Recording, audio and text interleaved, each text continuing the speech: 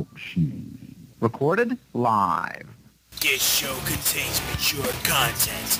Listener discretion is advised. Attention corrupt politician and corporate heads, or any dumbass that needs to be taken down. Congratulations, you have just pissed off the loudest Puerto Rican from Brooklyn. Louie B is an American and loves liberty, especially his freedom of speech. Louie B is on a quest to seek out corruption and give them a swift kick into the balls. Broadcasting live from Brooklyn, New York, this is The Crotch Shot Radio Show. And now here's your host, Louie B. Yo, welcome to The Crotch Shot Radio Show, where we kick the issues in the balls. We are on an active war on bullshit. We would do anything to expose bullshit. I'm your host, Louie B. I don't censor myself, you know that. Before we get started, let's have the prayer for good radio by the Honorable Reverend X. Reverend X, take it away. In the name of Jesus, repeat it after me, bitch. I come in the name of Jesus by the power of the Holy Spirit. God Almighty, you know, rule of heaven and earth and every goddamn thing in between. You understand me now? You trust in the devil, huh? Well, if God send the devil in the name of Jesus by the power of the Holy Spirit, then motherfucker, you fucked up, huh? You fucked up, huh? You know your ass is doomed. What you got to speak? If you don't know shit to speak on this topic I'm bringing up, shut your goddamn ass up. Man, I come in the name of Jesus by the power of the Holy Spirit. It don't matter how you come with me. As you down doing what I'm talking about doing, lawyers and get this book open. Trained in these words to get the poor, the fatherless, and the widows up out of them penitentiaries. If you down with that, you ain't down with that, shut your goddamn ass up. Amen, Reverend. Today we're like, I'm rushing it. So today I'm joined by Dr. Henry Makow, who I'm going to call now. Author of the books Crew Hoax, Feminism and the New World Order, and A Long Way for a Date. Hi. Oh, yes, Dr. Makow? Yeah. How you doing, sir? This is, you're live on the air. Right, okay. Now, your name is Louie? Yes, sir. Right, and then my name is Makow, Henry Makow. Oh. Rhymes with tobacco. Oh, I'm sorry, sir. No problem. So, Dr. Makow. Yeah. Yes. Sorry again, sir. I didn't mean to mispronounce. No problem. No, most people can't pronounce it. So, today we're going to be talking about, which, I mean, you talk about in depth. It seems like you're the go-to guy when it comes to this. Let's start off with a simple question. Is feminism a weapon of the New World Order? No, absolutely. We have to understand that it's portrayed as some kind of spontaneous social movement, but in fact it was totally it's social engineering, totally organized and generated by the Rockefellers and the other central bankers, and its intention is to destabilize society and also to neuter us so we don't have children, and when we don't, and to break up the family, which has always been one of the goals of the New World Order. Now, feminism. I recommend my book, Cruel Hoax: Feminism in the New World Order, which you could get that at cruelhoax.com. Cruelhoax.ca. .ca. Oh, again, I'm sorry. That's CA for Canada, yeah. Right. Anyway, which you could get for like $20. So. Including shipping, yeah. There's an essay in there which shows that feminism, everything that feminism said and did in the 60s and 70s and 80s, the Communist Party of the United States was saying and doing in the 40s and 50s. It's just basically communism in another form. And one of the planks of the Communist Manifesto is to break up marriage, bourgeois marriage as they call it, break up the nuclear family, because it's easier to control people when they don't have any supports or any source of identity and love. That makes sense because, especially me coming from a Hispanic background, family is everything. Exactly. Where are you located? Are you in New York? Or? Yes, sir. I'm in New York City. Yeah, okay. Yeah, so it's insidious. In the heart of it. Yeah, you're in the heart of it. It's insidious unless you know that they're out to get you, and then you're prepared.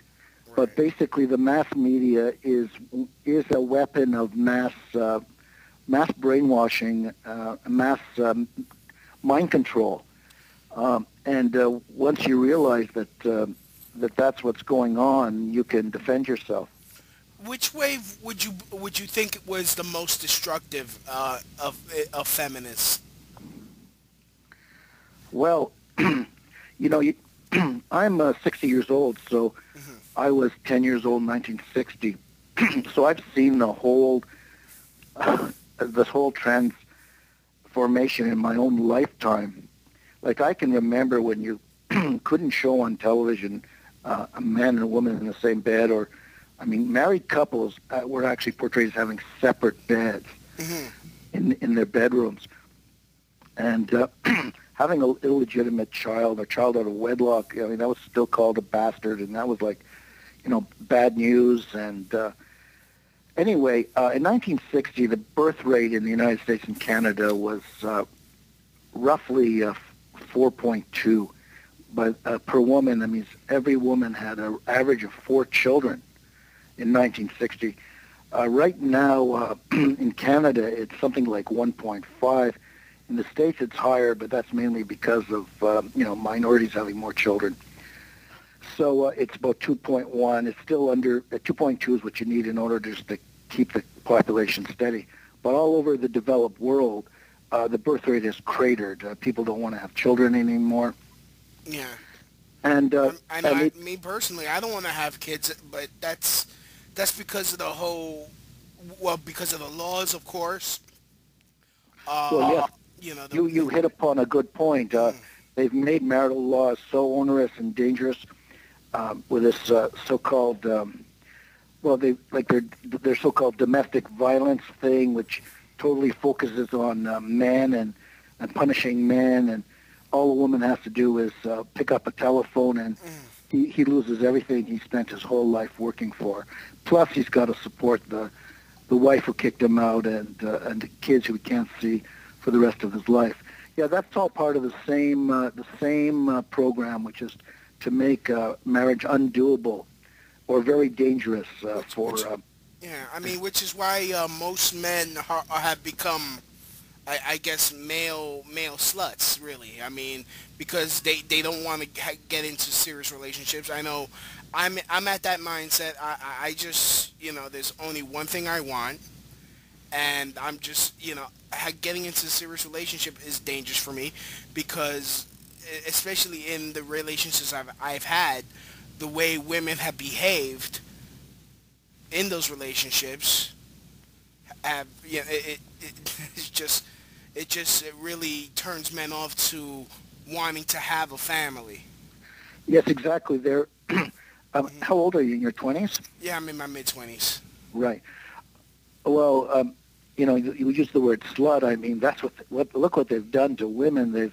Young women especially, they've convinced young women that casual sex is just fine, and that women should just give it away, and without any kind of sense of commitment, and any sense of their partner loving them, and this has been really much more onerous for young women, and much more destructive for young women than for men. They're sowing their oats. They're sowing their wild oats. Is that what they think they're doing? Yeah, they're having their fun while they're young, and when they're old and not as good looking, that's when they decide to go out they decide to want to settle down with the nice guy. And have him pay their bills for the rest of his life.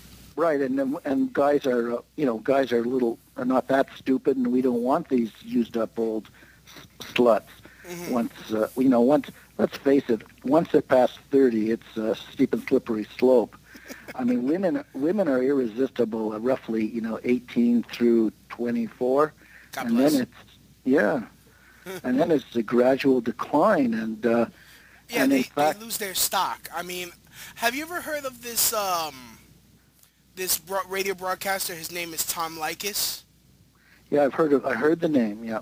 You heard the name. I mean, he's actually, but he teaches men to be male sluts basically, and try to get sex for little to no risk. Yeah, they're basically teaching men to be a sort of the male counterpart of what young women have been taught to be, which are total sluts. And this is incredibly destructive, I think, both for men and women, because when you get into the habit of fooling around that much, especially for a woman, it's very hard for her to bond with a man.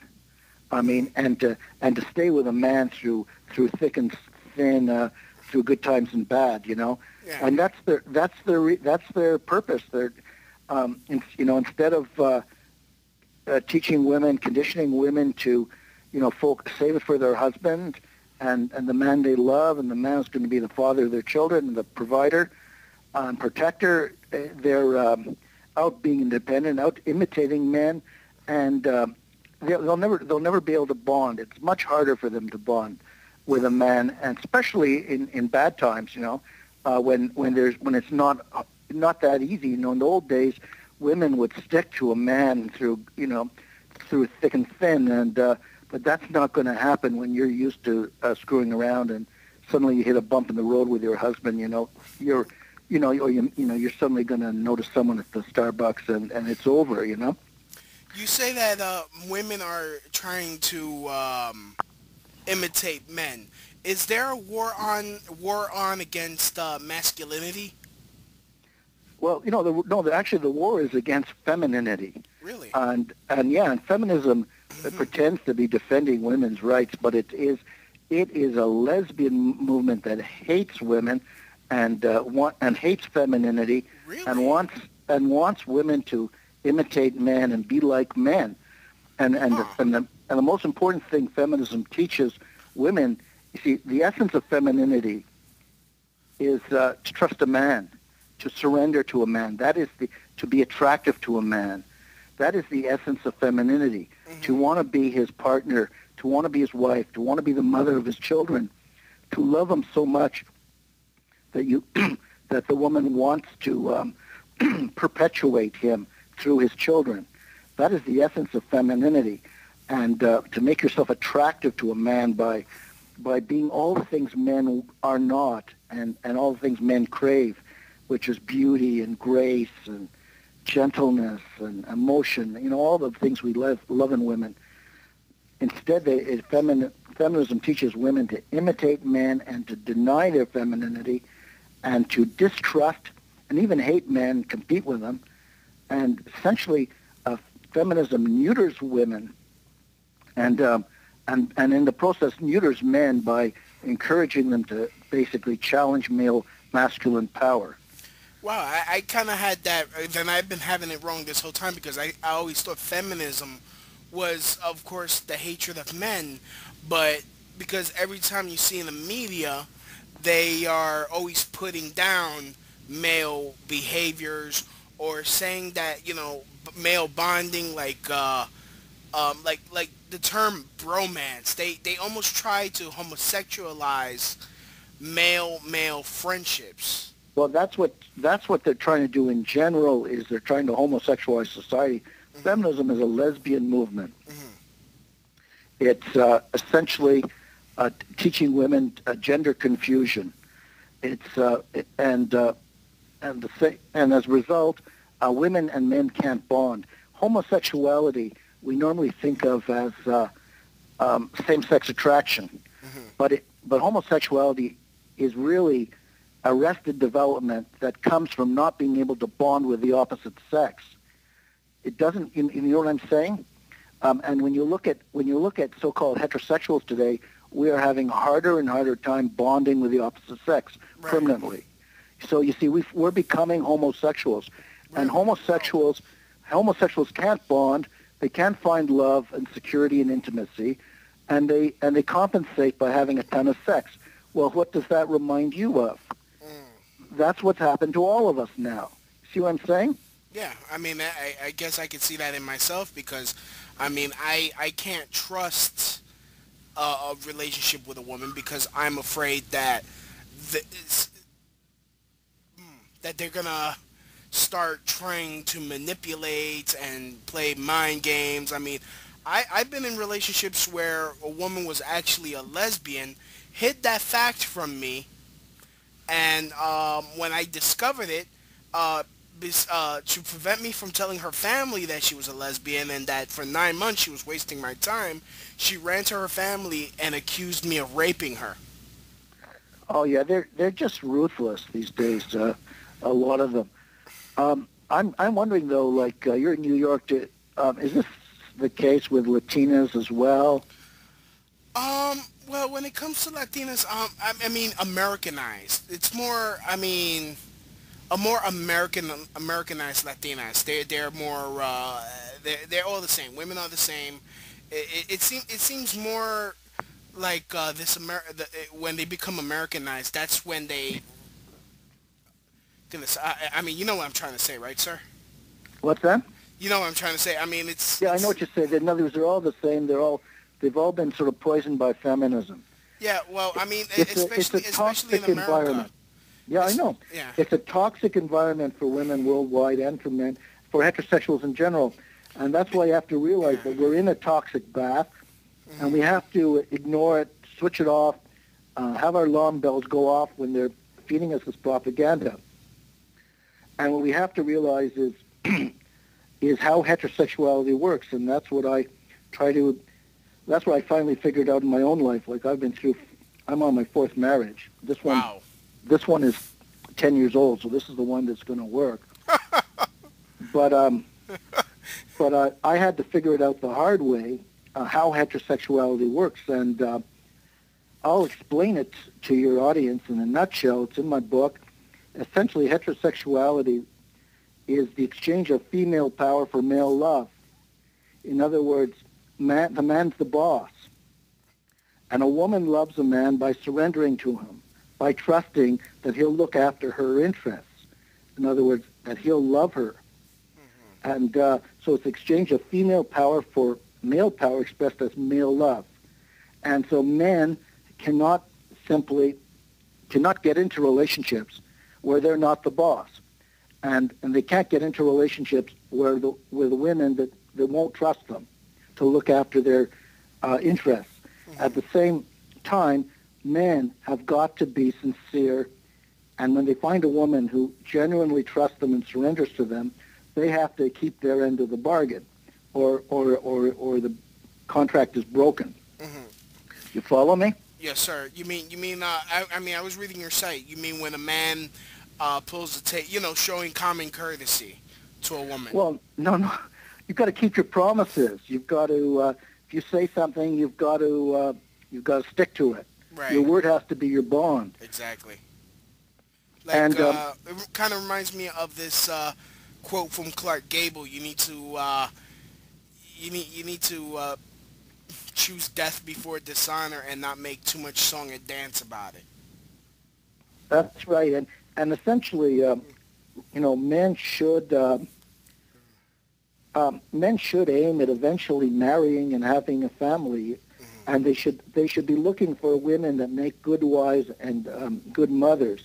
And this one way to recognize a woman like that is, one, she doesn't fool around, she isn't promiscuous, and two, she's family oriented. She gets on really well with her mother and her father. She isn't from a broken home. She likes her dad. Her dad encourages her, and that's a woman that you can trust, a woman that loves her parents and is not from a broken home, if you can find one. That's very hard to find, especially in this society. Yeah.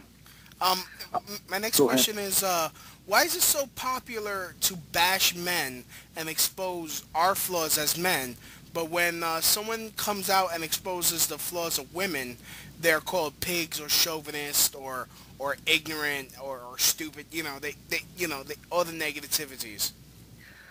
Well, it's all part of this process of psychologically neutering women, so that that they basically no longer trust men, and instead they're independent, and what they end up trusting is their employer and the government, which is essentially the same person. It's the banker, and the person who's running this piece of social engineering. But I've got an interesting essay on my site, which is but this is exactly how they socially engineered slaves in America. They humiliated the men, so the women could not trust men, and so women stepped into that role, made their deals with the slave owner, and taught their sons to be obedient, and taught their daughters to be strong and distrustful of men, independent. And so what you see has happened to a black society, where there's so many broken families, Right. where women run everything, where men are sort of freelancers, nomads, sexual nomads, right? Right. It's happening. It's being done to white society. The same thing. You see a lot of black sitcoms. The woman, everybody is all afraid of the wife, including the husband. He's always like, you better not get her mad, or else she'll do something. Right.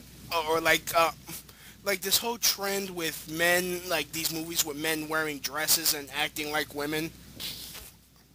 It's all part of the neutering of heterosexuals. They talk about homosexual rights, but that's just a disguise for an attack on heterosexuals. They don't care about heterosexual rights. Just the very idea of homosexual marriage.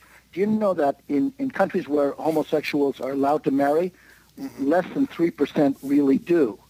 Really? So what they're basically doing is they totally redefine the central institution of heterosexuality for what amounts to, a tiny fraction, less than 1% of people. They've reorganized, they've redefined marriage, which is the central right of 97% of the population. So they're basically heterosexuals don't realize that we're under psychological attack constantly. They're trying to turn us into homosexuals. They're trying to redefine a marriage and family, so that basically the nuclear family and the traditional marriage becomes obsolete. And this is all in the name of homosexual rights. What about heterosexual rights? No, I mean, you're being a bigot, sir. Exactly. It's just insidious. These people are evil. They're Satanists, and they're out to get us. Mm-hmm. I see.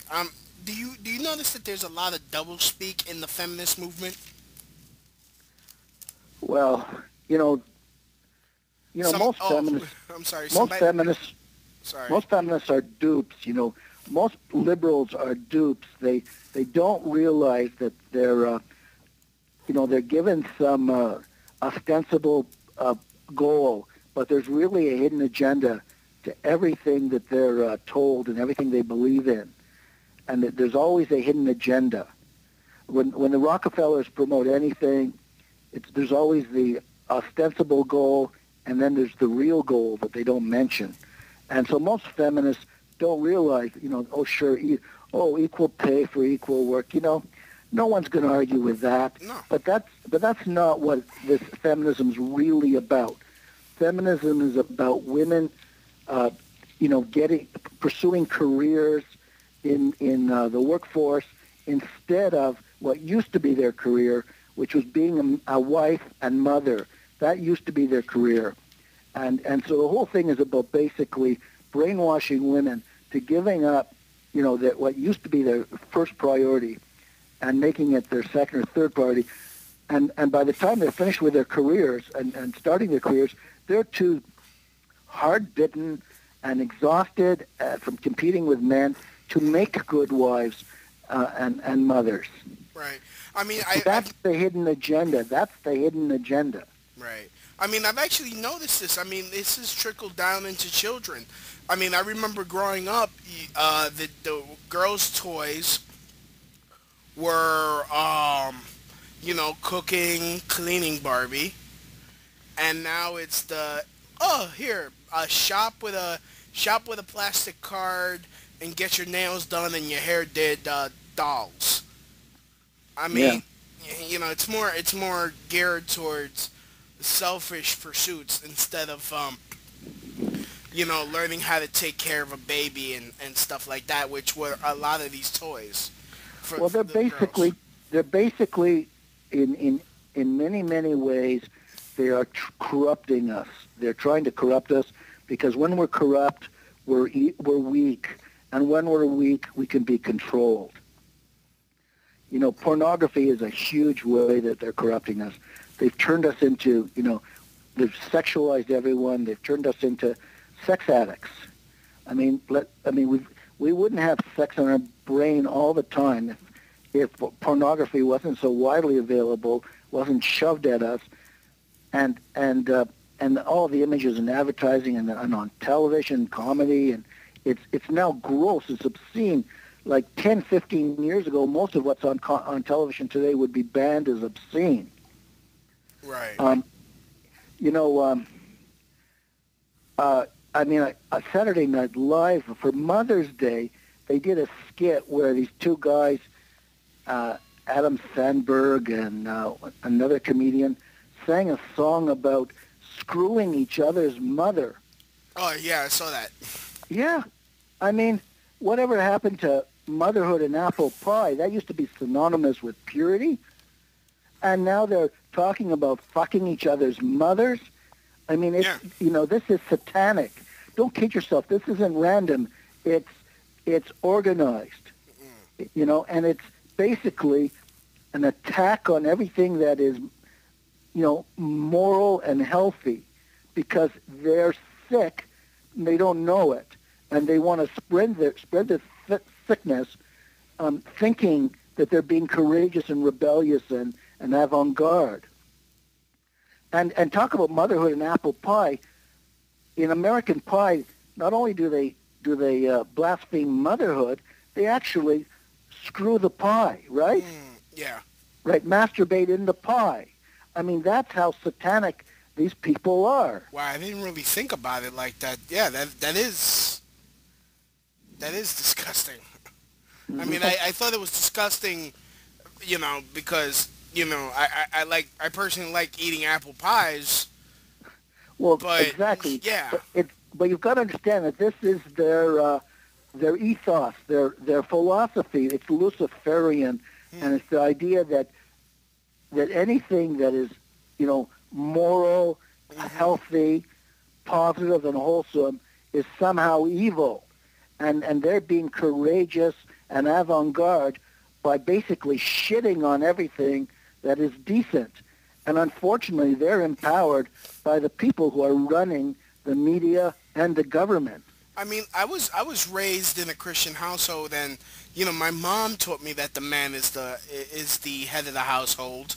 And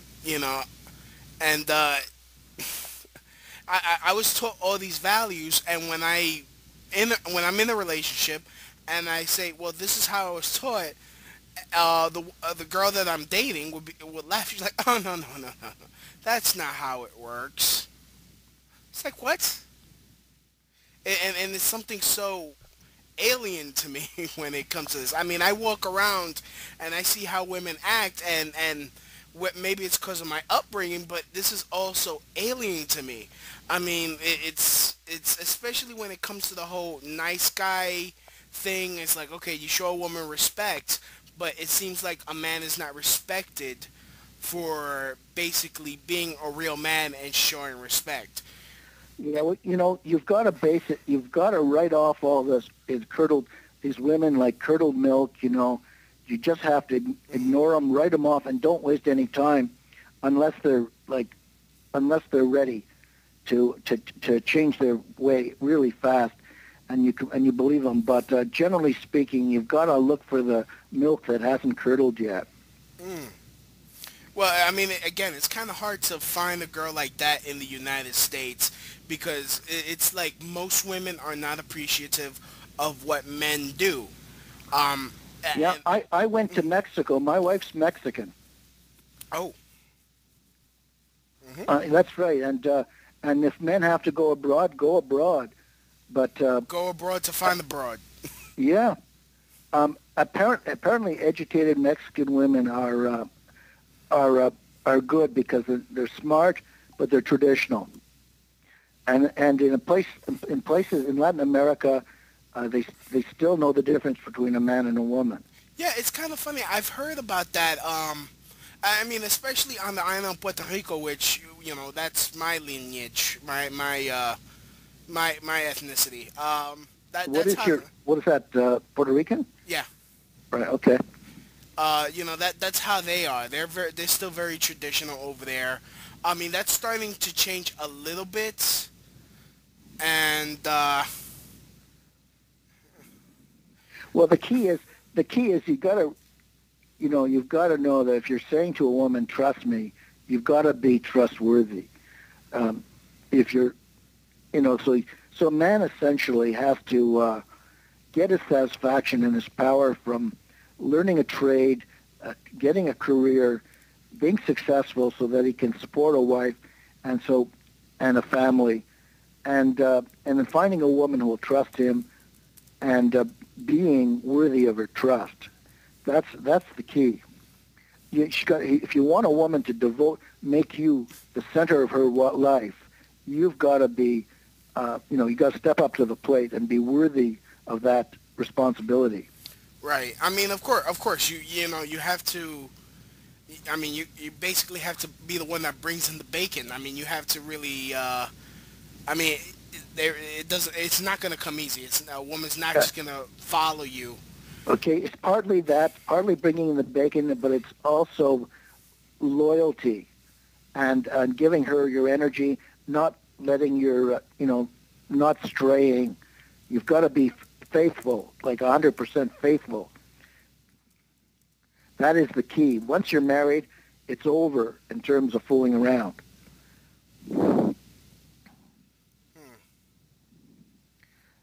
But women are all the same. So it's better to have one woman that loves you. Then you've got a mate.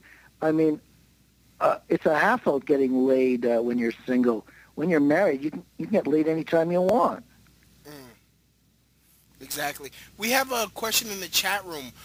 Do you think society was held back before, but then has been taken completely the other way, so people think they are empowered, and anyone who speaks out about it is somehow saying something shocking? What? Yeah, essentially they're brainwashing us to think that progress is progress, when in fact it's degradation and dissolution. It's the opposite of progress. We're going backward, but that's only progress to the people who run society, because they're trying to destroy us. So that's progress in their minds, but it's not progress for us. It's sort of like sheep and going into a slaughterhouse. That's progress for the butcher, but not for the sheep. Mm-hmm. I see. Okay, what else? What else we got here? All right. Well, moving on from any final words about feminism? There's a lot that can be said, but I think we covered the main point. The key is men should not waste their time on women that don't basically surrender to them. Men have to be the boss, and men have to be worthy of that. So you can't be unemployed or a drug dealer. Men have got to put all their energy into getting a good career. And right. that's where men get their confidence. Yeah, I mean, men are the ones that put themselves on the line mostly. I mean, what are the common misconceptions of that feminists try to tell women? I mean, well, it's the whole situation is a real mess, but it's basically the men are, stupid and brutal and don't love them. We love women. We love them too much, We're crazy about them. And I think most men in the 50s and 60s, most men were happy to devote themselves to one woman. But the people I'm talking about, I call them the Illuminati, the central bankers. Mm-hmm. They use the media to basically sour and taint our image of marriage and family and make it seem like, that marriage was a prison for a woman. That's just propaganda. That's just brainwashing. And, and that's where we should go with this conversation is the central bankers and their agenda. I see. Okay, what about the fact that they try to say that men make most of the money? Well, I think that I haven't studied in detail, but I think men and women who do the same work get the same pay. I can't believe what they're saying, but I just can't believe that it's true. I can't believe that an organization like the New York Times or God knows what, Con Edison or whatever, the two engineers side by side, one a woman, one a man. If anything, men should be looking at the discrimination against men. I mean, women are constantly favored in hiring. Yeah. I mean, it's just gone. And women now represent 2/3 of the undergraduates. Well, you don't hear women screaming about equality and let more men in. You know what I'm saying? It's just been a gimmick to disempower men. And even you're saying, oh, gee, are we paying them enough? It's just the other way around. They're being favored in many, many venues. Exactly. I mean, even in divorce, men are almost brought to, are taken to the poorhouse, and paying more than half of their salaries as this one Tom Likas puts it, vagina money, because basically what you did was rent out the woman's privates for a period of time, and now you're paying her for her service afterwards. Well, all of it is, as I said before, designed to make marriage too dangerous for men, and essentially the whole thing. What they're doing, you see, women used to empower men, because there's nothing so empowering as a woman that says, "I trust you, I believe in you, I love you," right? That's very empowering. A man hears that from a woman, and he goes out there and he can conquer the world. And he's going to care about the society in which his children are raised. He's going to be involved in politics. He's going to work hard in his job because he's devoted to this woman who loves him and his children. Mm-hmm. But by empowering women, it's just a way of disempowering men. You see? So instead of saying, "I love you, I trust you," the woman says, "I can't trust you. You've been oppressing me all my life. Marriage is oppressive. You're an idiot." It's disempowering. Men in that environment don't care about their society that the children are brought up in. They don't care about their children. They don't care about their families. That's the point. You've got to understand that the people in charge of our society have got a very destructive agenda. That's what we're naive.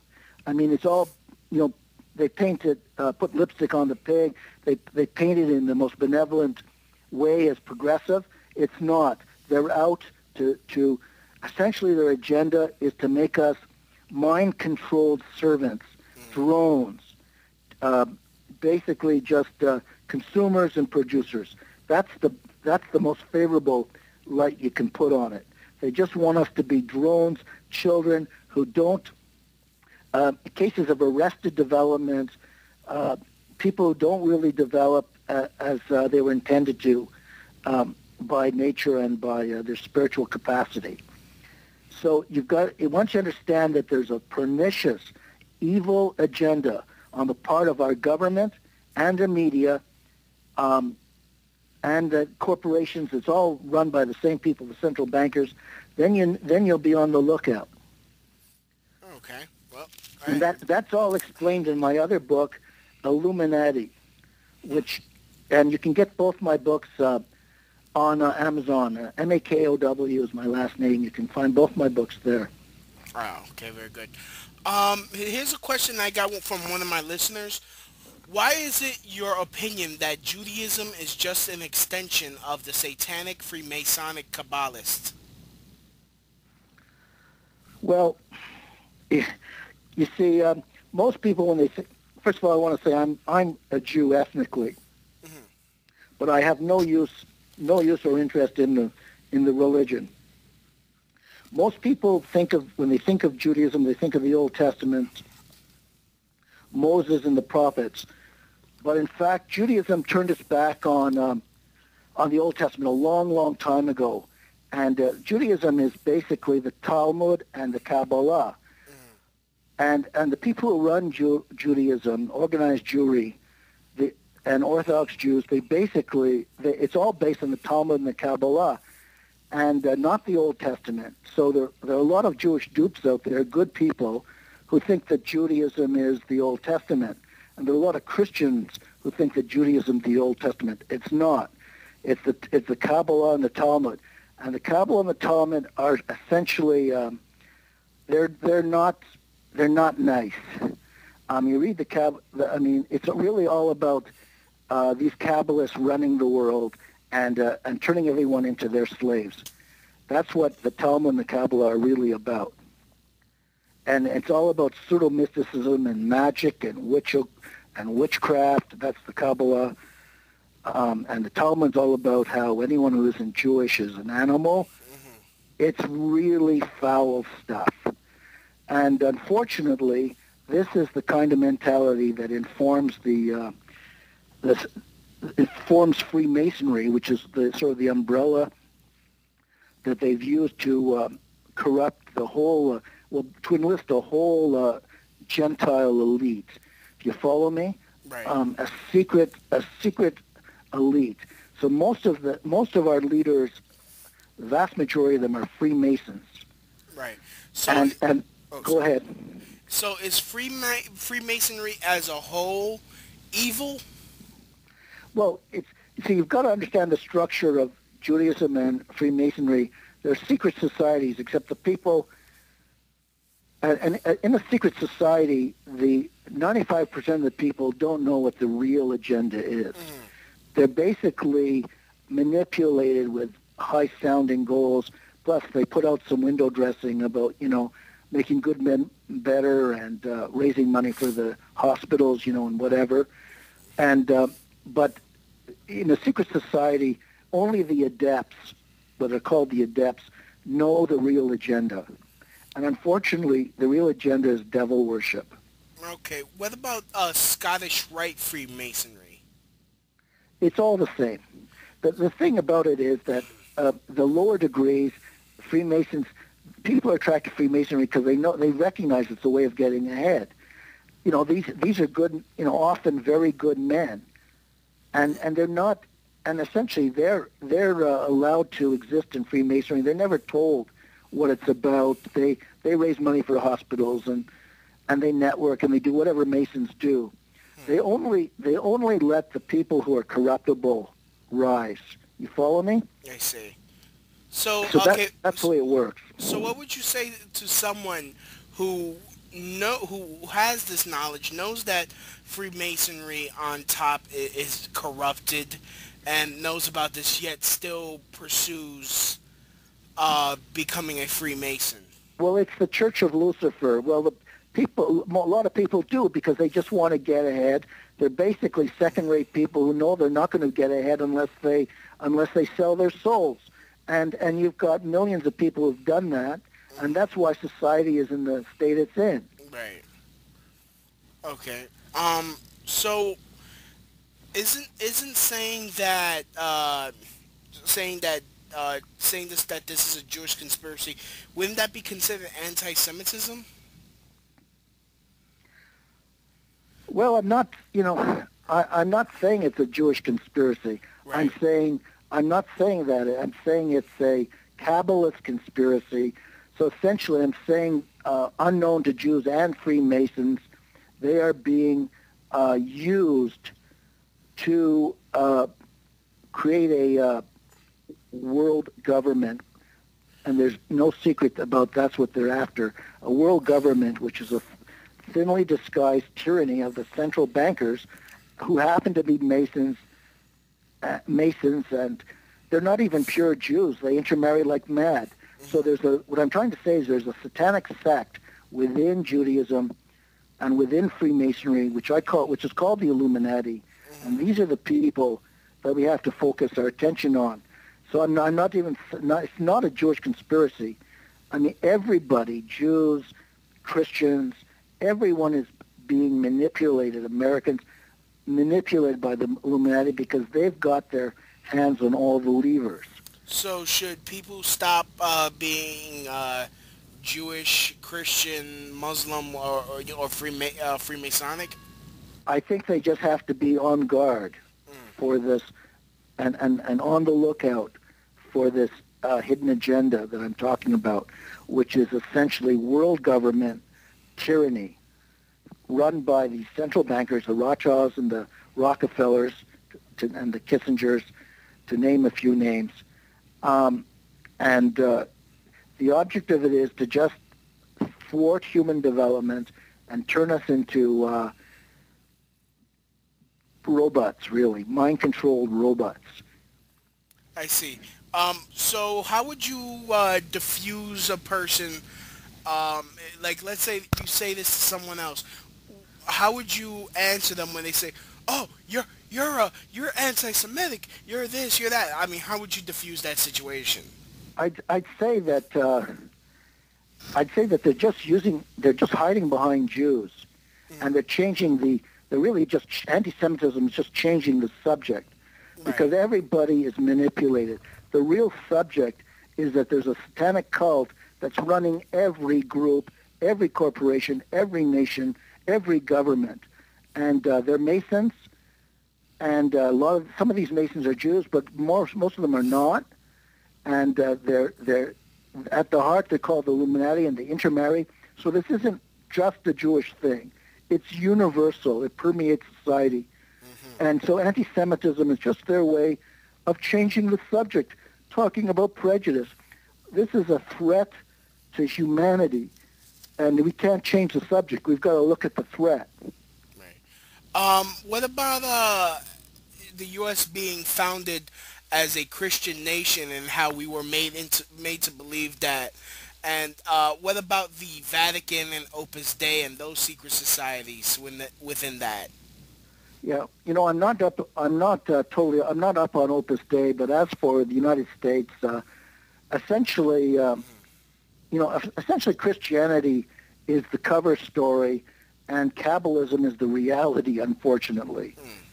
And that's the way they operate. They operate on two rails.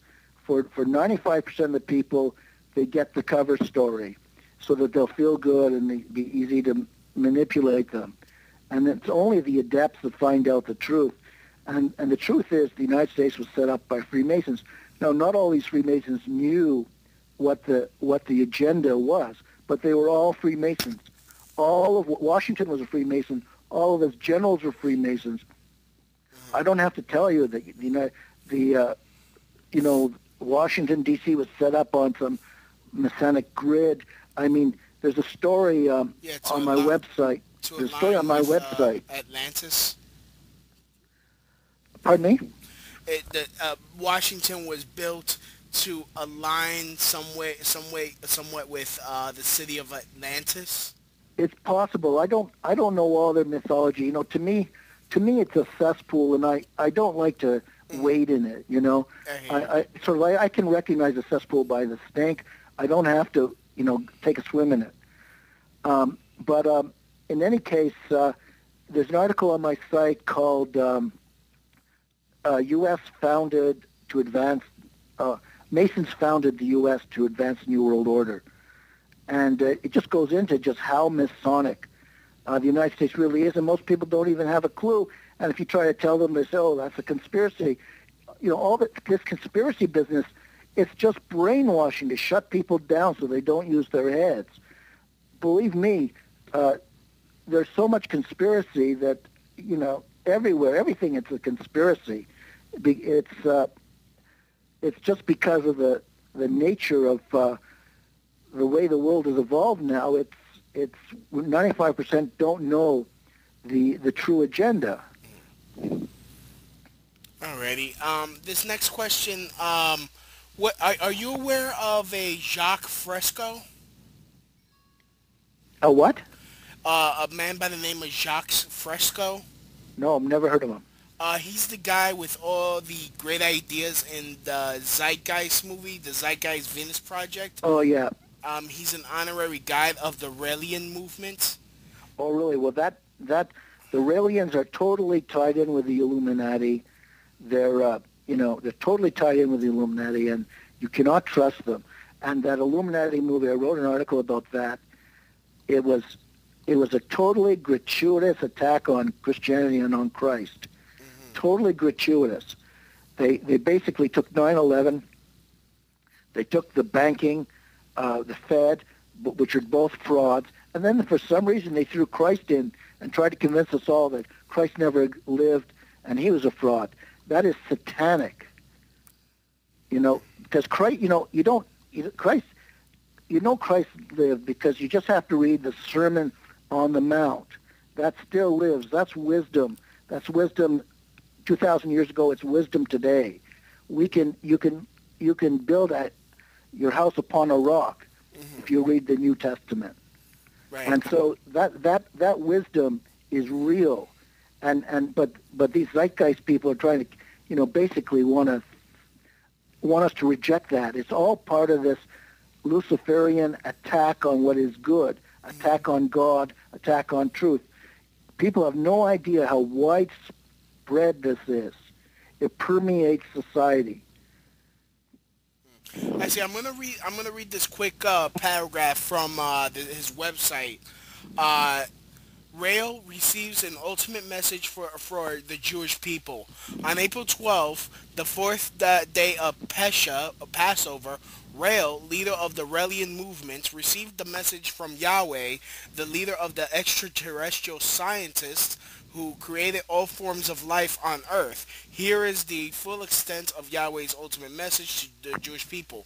You must be both Zionist and Palestinian, or you will no longer be the chosen people. What do you say to that, sir? Well, I happen to agree with the message. I just don't trust the messenger. I'm not prepared to believe that we're being somehow run by extraterrestrials. And I'm not prepared to trust these Raelians at all. So, but I do believe that the Palestinians' ownership and rights have to be recognized. I don't believe that the Jews in Israel descended from the biblical Hebrews. Or it's more likely that the Palestinians were biblical Hebrews than the Jews, who came from Central Asia, from north of Turkey and the Caucasus. So I don't believe, frankly, that Israel was set up just to cause trouble and to cause wars and to be the capital of the New World Order. The Rothschilds built their Supreme Court, built their Knesset. It's basically a private country, private army, and private secret service, and private nuclear arsenal for the Rothschild family. That's what Israel is. And the Jews have been snookered into building this country for the Rothschilds. So, do you see it coming to a head anytime soon? Oh, it's hard to tell. Frankly, I just see things maundering on indefinitely. But what there is a slow degeneration, and eventually.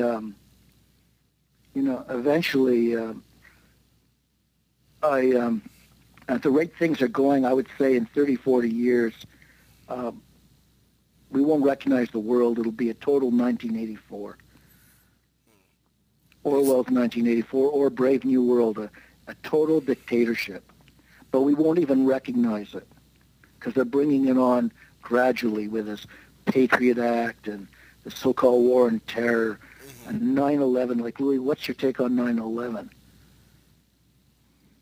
Well, I mean, it was definitely a ritual. Ritual, but it was an inside job. Well, yeah, of course. Right. I mean, And it was an excuse to bring in dictatorship. And that's what they're doing. So, and people are just shrugging their shoulders.